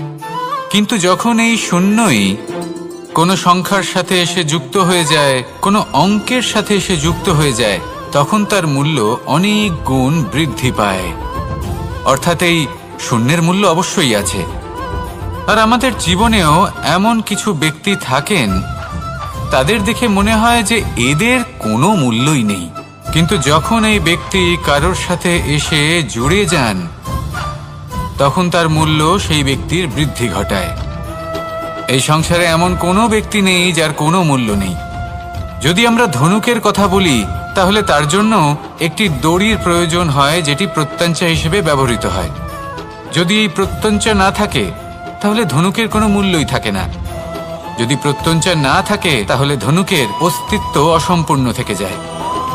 এই সংসারে যে কোনো ব্যক্তি হোক বা যে কোনো বস্তু হোক, প্রত্যেকের নিজস্ব একটি মূল্য আছে। তার সম্মান করুন, সামনে অগ্রসর হন, আর আমার সাথে ভালোবেসে বলুন রাধা রাধা। সুখ, দুঃখ এবং শক্তি, এই তিন হলো এই সংসারের ত্রিদেবের মতো। আমাদের জীবনে যা কিছু ঘটছে, যদি অন্তরে শুভ চেতনা না থাকে, তাহলে এই শিক্ষার কোনো গুরুত্ব থাকে না। দ্বিতীয় স্তম্ভ, ব্যবসা। পরিশ্রম করে উপার্জন করতে হবে, এই কথাটা আমরা সবাই জানি এবং সবাই চেষ্টাও করি।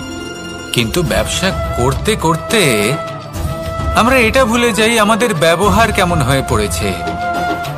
এই ব্যবহার যদি শুভ হয়, তাহলে আমাদের উপার্জন আস্তে আস্তে একটা স্থির জায়গায় এসে পৌঁছবে। এবং তৃতীয় স্তম্ভ, আমাদের ভগবান। যদি ওনার শরণে আপনি যেতে চান, তাহলে তার পূর্বে নিজের মা বাবাকে সেবা করুন, তাদের যত্ন করুন, তাদেরকে ভালোবাসুন, কারণ ওনারাই হলেন এই সংসারে আপনার সবথেকে বড় ইষ্ট। তাহলে 3 স্তম্ভের সাথে সাথে তাদের আধারকেও নিজের জীবনে প্রাধান্য দিন। কোনো সমস্যা আসবে না, জীবনে একের পর এক উন্নতি করবেন এবং এই মন প্রসন্ন হয়ে বলবে রাধা রাধা। করা সত্ত্বেও সামনে অগ্রসর হতে পারেন না, তখনও জীবনে কঠিন পরিস্থিতি আসতেই থাকে। এমনটা ঠিক কেন হয়? কারণ সে জীবনে এই 3টি স্তম্ভ লাভ করে নেয়, জীবনে প্রয়োগও করে, কিন্তু তার ভিতের কথা সে ভুলেই যায়। যেমন প্রথম স্তম্ভ অর্থাৎ শিক্ষা। এই শিক্ষার আধার হলো শুভ চেতনা। যদি অন্তরে শুভ চেতনা না থাকে তাহলে এই শিক্ষার কোনো গুরুত্ব থাকে না। দ্বিতীয় স্তম্ভ ব্যবসা।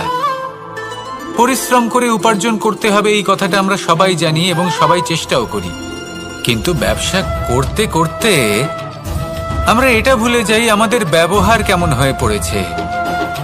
এই ব্যবহার যদি শুভ হয় তাহলে আমাদের উপার্জন আস্তে আস্তে একটা স্থির জায়গায় এসে পৌঁছবে।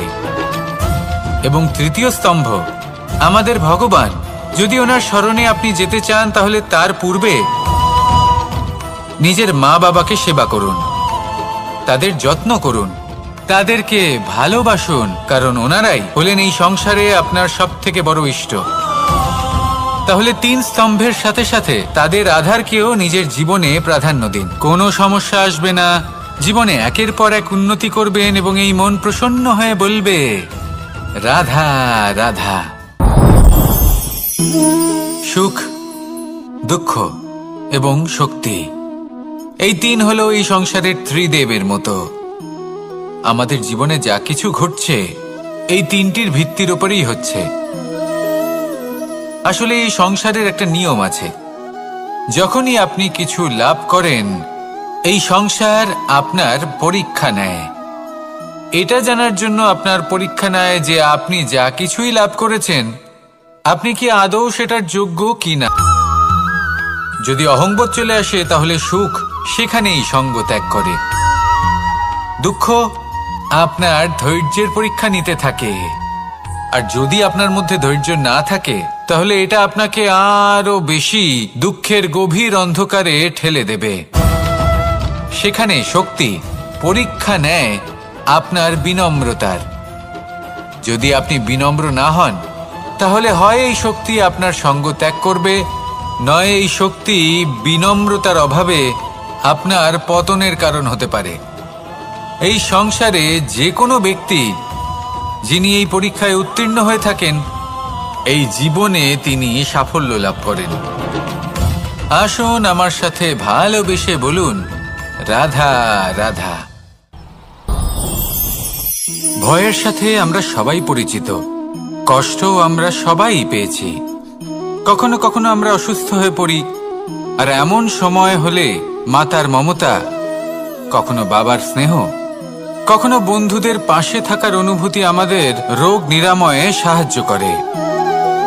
কখনো যদি আমরা নিরাশ হয়ে পড়ি, তখন যদি আমাদের কোনো আপনজন আমাদের দুটো ভালো কথা বলে তখন আমাদের মনোবল বেড়ে যায়। ঠিক তেমন সংসারের এই রঙ্গমঞ্চে যদি আপনি পীড়িত অনুভব করেন, কিছু শুভ কথা আলোচনা করুন, কিছু স্তুতি গান করুন, কিছু মুহূর্তের জন্য হলেও নিজের ইষ্টদেবের কথা স্মরণ করুন আর প্রার্থনা করুন। সাহস বাড়বে, শক্তিও বৃদ্ধি পাবে এবং সামনে এগিয়ে চলার পথও দেখতে পাবেন। তখন এই মন প্রসন্ন হয়ে বলবে রাধা রাধা। এই সংসারে কখনো কোনো ব্যক্তিকে তার বাইরের পোশাক দেখে বিচার করার চেষ্টা করবেন না, এটা খুব বড় ভুল করবেন। যেমন আমরা জীবনে অনেক সময় এমন করি, ধরুন কোথাও একটা গাছ দেখলাম, খুব বিশাল আকারের একটা গাছ যেটা মাটির থেকে অনেক উঁচুতে পৌঁছে গেছে, যার বিশাল শাখা আছে। সেগুলো দেখে আমরা ভাবি যে এই গাছে হয়তো কত সুস্বাদু ফল আছে, আমরা সেই গাছের পরিচর্যা করতে থাকি। আবার অন্যদিকে হলো একটি তৃণ যেটা মাটি থেকে কিছুটা উঁচুতে পৌঁছেছে, কিন্তু সেই তৃণর নিচে, মাটির নিচে অত্যন্ত সুস্বাদু ফল বা সবজি জন্ম নেয়, যা আমাদের স্বাস্থ্যের পক্ষে অত্যন্ত উপকারী। সেই জন্য কখনো আবরণ দেখে কাউকে বিচার করতে চেষ্টা করবেন না। তার বদলে এটা বোঝার চেষ্টা করুন যে আপনার সামনে যে ব্যক্তি আছে বা বস্তু আছে তার বিশেষত্ব কি।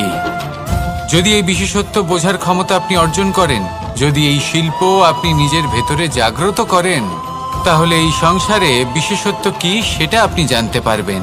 আর এই সমস্ত খেলা দৃষ্টি থেকে নয়, দৃষ্টিভঙ্গি থেকে জন্ম নেয়। দৃষ্টিভঙ্গি সবসময় শুভ রাখুন আর আমার সাথে ভালোবেসে বলুন রাধা রাধা। যখন আমরা কোনো বনে প্রবেশ করি তখন এই সবুজ ঘাস দেখে, এই কোমল ঘাস দেখে আমাদের মন প্রফুল্ল হয়ে ওঠে। ভিন্ন ভিন্ন প্রজাতির ফুল, ভিন্ন ভিন্ন রঙের ফুল দেখে এই মন আনন্দে ভরে ওঠে। এখানে শিশুরা আনন্দ লাভ করে, বড়রা ভোজন গ্রহণ করেন, কথাবার্তা বলেন, হাঁটাহাঁটি করে বেড়ান। এবার ভেবে দেখুন, যখন এই উপবনের নির্মাণ হয়েছিল সেই সময় যদি এই মাটিকে সঠিকভাবে খনন না করা হতো, যদি তাতে সঠিকভাবে বীজ রোপণ না করা হতো, যদি কোনো সংঘর্ষ না হতো, পরিশ্রম না করা হতো, যদি চলতে চলতে পায়ে কাঁটা না বিঁধে যেত, তাহলে এই সুন্দর বন দেখে আমরা কি এই আনন্দ লাভ করতে পারতাম?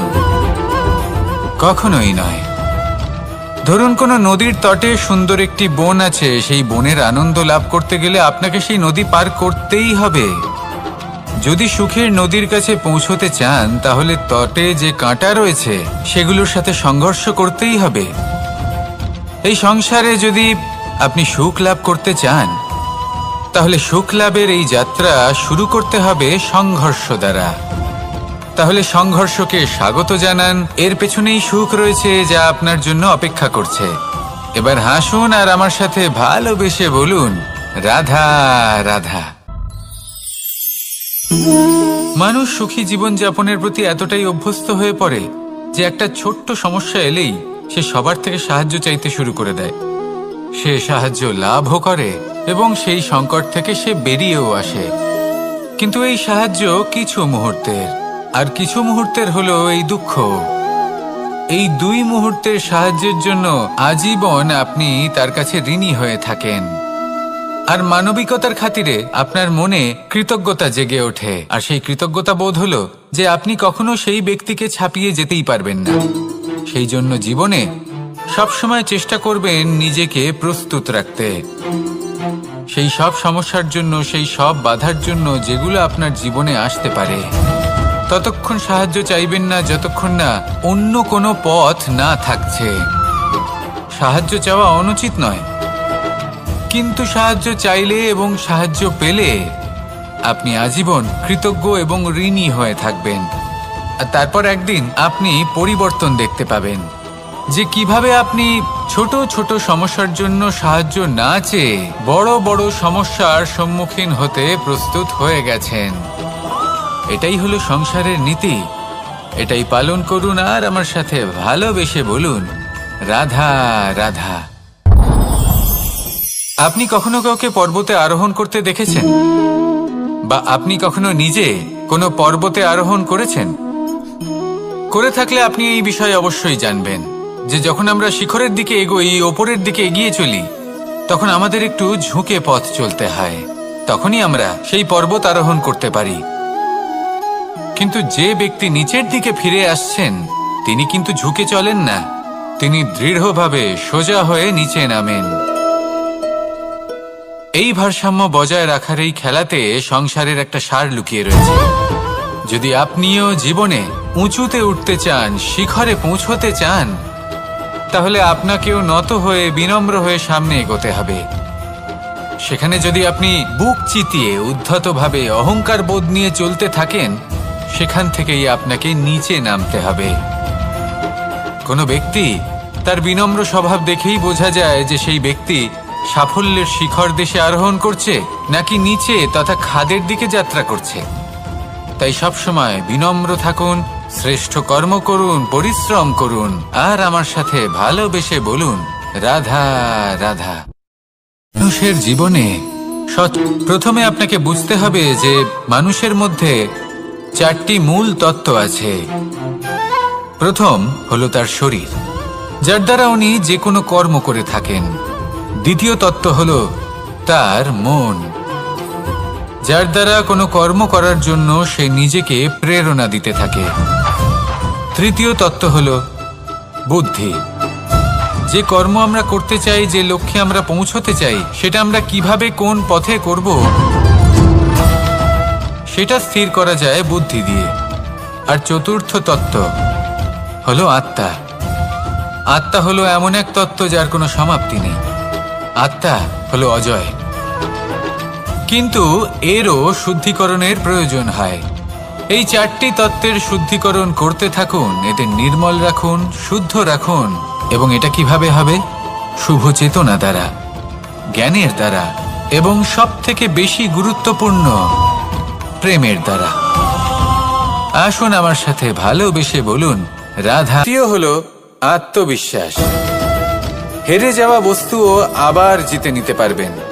যদি আপনার নিজের আত্মবিশ্বাস থাকে, তাহলে আপনি কখনো পরাজিত হবেন না। এবং তৃতীয় হলো অহংকার। জয়লাভ করার পরেও কিন্তু এটা আপনাকে পরাজিত করতে পারে। সেই জন্য জীবনে সঙ্গবদ্ধ হন, আত্মবিশ্বাস রাখুন, কিন্তু কখনোই অহংকার করবেন না। এই অহংকার আপনার থেকে সব কিছু কেড়ে নিতে পারে। এই অহংকারের জন্যই মথুরাপতি কংস নিজের পতনের দিকে অগ্রসর হয়েছিলেন। এই অহংকারকে ত্যাগ করুন আর আমার সাথে ভালোবেসে বলুন রাধা রাধা। এই সংসারে সব থেকে বেশি কঠিন কাজ কোন থেকে কঠিন কাজ? কারণ যখন আপনি তপস্যা করেন, তখন সেখানে আপনার ধৈর্য ভাঙার মতো কেউ থাকেন না। না কোনো বন্ধু, না কোনো আত্মীয়, না কোনো শত্রু, কেউ না। কিন্তু যখন আপনি এই সমাজে, এই পরিবারে থাকেন, কোনো না কোনো ব্যক্তি এসে আপনার ধৈর্যের বাঁধ ভেঙে দেওয়ার ক্ষমতা রাখেন। তারা আপনার ধৈর্যের বাঁধ ভেঙে দেয়, আর কখনো কখনো তারা অনিচ্ছাকৃতভাবেই সেটা করে থাকেন। কারণ তাদের মানসিকতা আপনার থেকে আলাদা, তাদের কর্ম আপনার থেকে আলাদা, তাদের দৃষ্টিভঙ্গি আপনার থেকে আলাদা, জীবন যাপন আপনার থেকে আলাদা। সেক্ষেত্রে আপনি ধৈর্যচ্যুত হন, প্রসন্নতা আপনার থেকে ছিনিয়ে নেওয়া হয়। সেই জন্য এই সংসারে, এই পরিবারের থেকেও ধৈর্য ধরে সামনে অগ্রসর হওয়া কোনো পর্বতের শিখরে গিয়ে তপস্যা করার থেকেও অনেক বেশি কঠিন। আর যে ব্যক্তি এই সমাজেই, এই পরিবারে, সেই সকল মানুষের মধ্যে থেকে গিয়েও ধৈর্য ধরে অগ্রসর হতে থাকেন, যারা এই কাজটা শিখে নিতে পারেন, তারাই কিন্তু জীবনে আনন্দ লাভ করতে পারেন। এই ধৈর্যই শেষে আপনার জীবনে প্রসন্নতা বহন করে আনবে। তাই ধৈর্য ধরে জীবনের পথে অগ্রসর হন আর আমার সাথে ভালোবেসে বলুন রাধা রাধা। কোথাও রোপণ করার আগে বোঝার চেষ্টা করুন যে যার ওপর আপনি বিশ্বাস করতে চলেছেন সে কি আদৌ আপনার বিশ্বাসের যোগ্য কি না। ভেবে দেখুন সেই ব্যক্তি ভবিষ্যতে গিয়ে আপনার বিশ্বাস ভাঙতে পারে কি না। এটাও ভেবে দেখুন যে যাকে আপনি বিশ্বাস করতে চলেছেন তাকে আপনি বিশ্বাস করলে নিজের জীবনের উদ্দেশ্যে আপনি অগ্রসর হতে পারবেন কি না। আর তার জন্য প্রয়োজন সঠিক সিদ্ধান্ত, পরখ করা, কোনটা উচিত কোনটা অনুচিত সেটা বোঝা। আর তাতে কিন্তু আপনি সন্দেহবাতিক হবেন না, তাতে আপনি আরো নিপুণ হয়ে উঠবেন। তাই যদি আপনি নিপুণ হয়ে উঠতে চান তাহলে বোঝার চেষ্টা করুন, পরখ করে দেখুন, কোনটা উচিত কোনটা অনুচিত বুঝুন। আর বিশ্বাস তখনই করুন যখন আপনি 100% নিশ্চিত হবেন যে সে বিশ্বাসের যোগ্য। আসুন আমার সাথে ভালোবেসে বলুন রাধা রাধা। রাধা কখনো কখনো আমার জন্য বড়ই সুগন্ধি আতর নিয়ে আসে, পারিজাত ফুলের মালা নিয়ে। মনে রাখবেন, আপনি হলেন সেই দুধ যাকে মন্থন সহ্য করতে হবে মাখন হয়ে ওঠার জন্য। মনে রাখবেন, আপনি হলেন সেই ফুলের মতন যাদের পিষ্ট হতে হবে সুগন্ধি আতর হয়ে ওঠার জন্য, যাকে এই সংসার পছন্দ করে। কখনো কখনো জীবনে আপনার সাথে খারাপ শুধুমাত্র এই কারণে ঘটে যাতে আপনার শ্রেষ্ঠ রূপ এই সংসারের সামনে আসতে পারে। শুধুমাত্র কঠিন পরিস্থিতি এবং বিপদকে একটা সুযোগ হিসেবে দেখার চেষ্টা করুন। আপনার জন্য এই সংসার বদলে যাবে, সংসারকে দেখার দৃষ্টিভঙ্গি পাল্টে যাবে, আপনার ভাগ্য পাল্টে যাবে, আর এই মন প্রসন্ন হয়ে বলবে রাধা রাধা। পাশা নামক এই খেলাটি আপনারা নিশ্চয়ই খেলেছেন, না খেলে থাকলে দেখেছেন, আর যদি দেখেও না থাকেন তাহলে নিশ্চিত রূপে শুনেছেন। মহাভারতের এই মহাযুদ্ধ কোথাও না কোথাও এই পাশা নামক খেলার কারণে হয়েছিল। পাশার এই বিচিত্র খেলা, দান, এইসবের কারণে কেউ নিজের মাথায় রাজ মুকুট পরিধান করেছিলেন, আবার সেখানে পরাজিত হওয়ার জন্য কাউকে বনবাসও ভোগ করতে হয়েছিল। কিন্তু এই খেলা সমাপ্ত হওয়ার পরে সমস্ত ঘুঁটি আর এই পাশার ছক একই পুটলিতে স্থান পেল। এটাই হলো আমাদের জীবন। এই সংসারে আমরা জয় পরাজয়ের বিষয়ে এতটাই ভাবি, এত চিন্তা করি যে এই জীবনের খেলার আনন্দটাই উপভোগ করতে পারি না। আর অবশেষে কি হয়? কেউ জয়ী হন, কেউ পরাজিত হন, কিন্তু দুজনেই একই স্থানে পৌঁছে যান। প্রত্যেক ব্যক্তি মৃত্যুর পরে একটি নির্দিষ্ট স্থানেই পৌঁছতে বাধ্য, কিন্তু ততক্ষণ এই জীবন, এই খেলা, তার আনন্দ উপভোগ করুন। এই সংসারে সেই ব্যক্তি শ্রেষ্ঠ স্থানে পৌঁছতে পেরেছেন যিনি এই সংসারকে প্রকাশ প্রদান করেছেন, যিনি কখনো জয় পরাজয় এ বিষয়ে ভাবেননি, শুধু এই জীবনের খেলার আনন্দ উপভোগ করেছেন। এটাই আপনিও করুন, আর আমার সাথে ভালোবেসে বলুন রাধা রাধা। প্রত্যেক মানুষ নিজের জীবনে দুঃখ অনুভব করেন। প্রত্যেকের দুঃখ আলাদা হতে পারে। কারোর মনে এই দুঃখ থাকে যে সে তার বাবা মায়ের সব ইচ্ছে পূরণ করতে পারেননি। কেউ এটা ভেবে দুঃখ পান যে সে চিরকাল সদাচার করেছেন, সৎকর্ম করেছেন, কিন্তু তাও তাকে দুরাচারী বলে মনে করা হয়। কেউ এটা ভেবেও দুঃখ পান যে তার সামনে যে ব্যক্তি রয়েছেন তার চোখে তিনি শত্রু হয়ে উঠেছেন বা দুষ্ট হয়ে উঠেছেন, যেখানে তিনি হয়তো কোনো অনুচিত কাজই করেননি। এবার এই সমস্ত বিষয় নিয়ে ভেবে নিজের ব্যক্তিত্ব নিয়ে সন্দেহ প্রকাশ করবেন না। যদি নিজের ব্যক্তিত্ব নিয়ে কোনো সন্দেহ থেকে থাকে তাহলে কর্ম সংক্রান্ত প্রশ্ন করুন যে আপনি যা করেছেন তাতে কি উচিত ছিল, কি অনুচিত ছিল। যেটা প্রয়োজন সেটা এটা বোঝার যে আপনার অন্তর্মন, আপনার বিবেক আপনাকে কি বলছে, আর আপনার অন্তর্মন আর আপনার বিবেক আপনাকে যেটা করতে বলবে শুধু সেটাই করুন। আর তারপরে এই সংসার কি বলবে, কি ভাববে সেসব নিয়ে ভাবতে যাবেন না, কারণ এই সংসার তো ঈশ্বরকেও প্রশ্ন করে থাকে, ঈশ্বরকেও দোষী মনে করে। কখনো কখনো যখন কোনো ঘটনা মানুষের ইচ্ছা অনুযায়ী ঘটে না, তখন মানুষ এটা বলে যে হে ঈশ্বর, আপনি আমার পাশে থাকলেন না, আপনি বড়ই কঠোর, এটা আপনার দোষ। যেখানে বেশিরভাগ সময় হয়তো সে নিজেই নিজের কর্মফল ভোগ করছে, আর কখনো কখনো ঈশ্বর হয়তো তার জন্য আরো ভালো কোনো পরিকল্পনা করে রেখেছেন, কিন্তু মানুষ সেটা বুঝতে পারে না। তাই দিনের শেষে যেটা প্রয়োজন সেটা হলো নিজের মনের কথা বুঝতে হবে। আপনার বিবেক কি বলছে শুধু সেটাই করুন, আর সামনে এগোতে থাকুন। আমার সাথে ভালোবেসে বলুন রাধা রাধা। পরিবর্তন, এটা হলো সৃষ্টির অমূল্য নিয়ম। এই সংসারে সবকিছু সময়ান্তরে পরিবর্তিত হয়, এই সময়ও পরিবর্তিত হয়। পরিবর্তন চিরকাল হয়ে এসেছে আর চিরকাল হতে থাকবে, কিন্তু এবার আমরা সেই পরিবর্তন কিভাবে লাভ করব যেটা আমাদের প্রয়োজন, যেটা আমরা চাই। আমরা জীবনে বিকাশ চাই। এই বিকাশ কিভাবে লাভ করতে পারি? এই প্রকৃতি কিন্তু আমাদের অত্যন্ত উত্তম উদাহরণ দিয়ে বুঝিয়েছে। একটি বিন্দুর উদাহরণ দিয়েছে যা ভবিষ্যতে একটা বিশাল নদীর আকার ধারণ করে। এটা কিভাবে হয়? মেঘ থেকে একটি বিন্দু ঝরে পড়ে সেই পর্বতের ওপর যেখানে হিম আছে। সেই হিমের সংস্পর্শে আসা মাত্র সেই বিন্দুর সাথে আরো বেশ কিছু বিন্দু যুক্ত হয়, তারপর তারা অগ্রসর হয়, আরো কিছু বিন্দু যুক্ত হয়, আস্তে আস্তে একটা ক্ষীণ ধারার রূপ ধারণ করে, এবং সেটাই ভবিষ্যতে আরো এগোতে থাকে। অনেকটা যাওয়ার পর যখন অনেক সংখ্যক বিন্দু একসাথে যুক্ত হয় তখন সেটা বিশাল নদীর আকার ধারণ করে। এবার আমরা মানুষ বলে আমাদের সাথে এই নিয়মের অন্যথা হয় তা নয়। আমরাও এই প্রকৃতির অংশ, আমাদের ক্ষেত্রেও একই নিয়ম প্রযোজ্য। যখন পরিশ্রম করে অনেক সংখ্যক বিন্দু আমরা একত্রিত করব, তখনই পরিবর্তনের নদী প্রবাহিত হবে। প্রয়োজন হল নিরন্তর পরিশ্রম করা এবং ধৈর্য ধরা। এটা করতে থাকুন, জীবনে সবকিছু লাভ করতে পারবেন। কারণ প্রকৃতি আমাদের এটাই শিখিয়েছে, আর আমরা এই ব্রহ্মরই একটি অংশ, যার দ্বারা এই ব্রহ্মাণ্ড নির্মিত। আসুন আমার সাথে ভালোবেসে বলুন, রাধা রাধা। কখনো এই প্রকৃতির দিকে তাকিয়ে থাকবেন।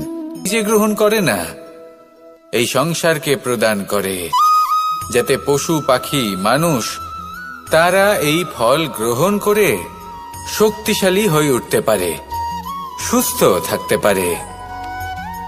সেভাবেই নদী, সরোবর এরা নিজেরাও কিন্তু নিজেদের জল গ্রহণ করে না, মাটিকে প্রদান করে, পশু পাখিকে প্রদান করে। সূর্য নিজেও নিজের জন্য প্রজ্বলিত হয় না, সে প্রকাশ ছড়িয়ে দিতে চায় আমাদের সবার কাছে, সে আলো পৌঁছে দিতে চায়। এই প্রত্যেকের কর্মে পরমার্থ নিহিত আছে, আর সেই জন্যই এদের সকলকে পুজো করা হয়। তাই মনে রাখবেন, আপনার কাছে জীবন যাপনের অতিরিক্ত যা কিছুই আছে তা পরমার্থের জন্য। তাহলে তার সদ্ব্যবহার করুন, আর আমার সাথে ভালোবেসে বলুন, রাধা রাধা।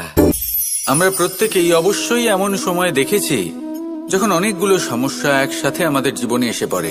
সমস্যা আমাদের প্রত্যেকের জীবনেই থাকে, আমরা তার সমাধান খুঁজতে চেষ্টা করি, কখনো সমাধান খুঁজে পাই, আবার কখনো যতই চেষ্টা করি না কেন কোনো সমাধান খুঁজেই পাই না।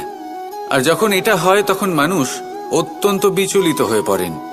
নিজের আত্মীয় স্বজন, নিজের বন্ধু বা সংসার এদের ওপরে এই দোষ চাপিয়ে দেন যে এদের জন্যই এই সমস্যা এসেছে। এবার যদি আমি আপনাকে কোনো পরামর্শ দিই, তাহলে এটাই বলবো যে দৃষ্টিভঙ্গি পাল্টে দেখুন।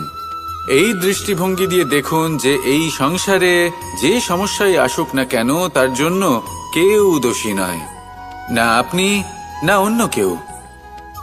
এই পুরো খেলাটাই আপনার মানসিকতা, আপনার দৃষ্টিভঙ্গির, আপনার মনের। কিভাবে বোঝাচ্ছি?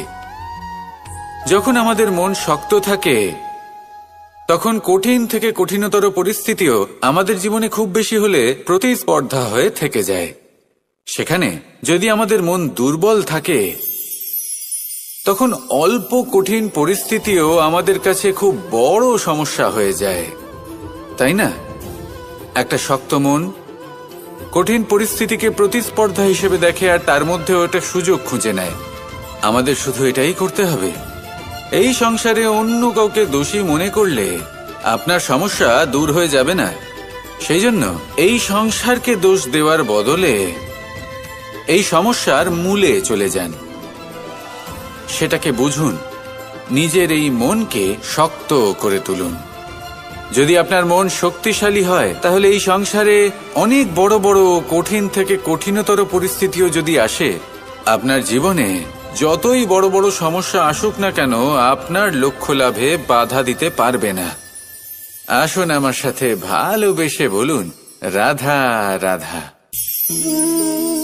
আমরা সবাই পাথর দেখেছি, পর্বতও দেখেছি, শুকনো পাতাও দেখেছি, শ্যামল বনানীও দেখেছি। কখনো ভেবেছেন পাথরের অস্তিত্ব কিন্তু ততক্ষণ পর্যন্ত যতক্ষণ সে পর্বতের গায়ে আটকে থাকে। যখন সেই পর্বত থেকে সেই পাথর ভিন্ন হয়ে যায় ও নিজের অস্তিত্ব হারিয়ে ফেলে। আস্তে আস্তে কখনো পাথর কেটে বা কখনো পিষ্ট হয়ে সেই পাথর আস্তে আস্তে মাটিতে পরিণত হয় এবং পূর্ণরূপে নিজের অস্তিত্ব হারিয়ে ফেলে। এটাই পাতার সাথেও হয়। এই পাতা যতক্ষণ গাছের ডালের সাথে যুক্ত ততক্ষণ তার অস্তিত্ব থাকে। যখনই ডাল থেকে বিচ্ছিন্ন হয় সেও নিজের অস্তিত্ব হারিয়ে ফেলে।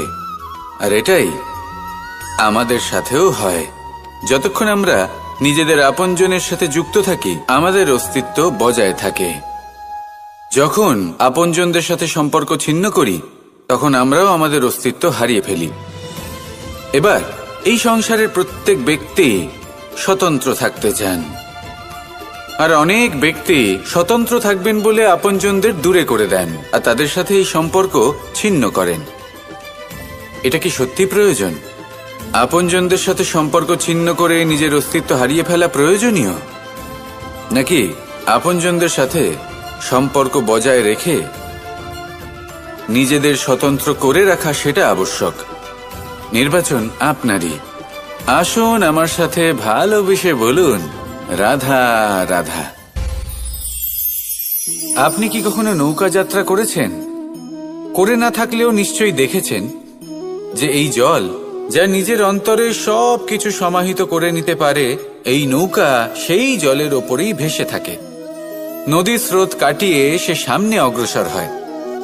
কিন্তু যদি এই নৌকায় কোনো ছিদ্র হয় তাহলে কিন্তু সেই নৌকা ডুবে যাবে, আর এতে কোনো তফাৎ হবে না যে সেই ছিদ্র ছোট নাকি বড়, নৌকা ডুবে যাবে। এই ছিদ্র হলো আমাদের জীবনে আমাদের অপগুণ, আমাদের দোষ, আমাদের বিকার। কখনো এটা ভাববেন না যে এই দোষ খুবই ছোট, এতে কিছুই যাবে আসবে না।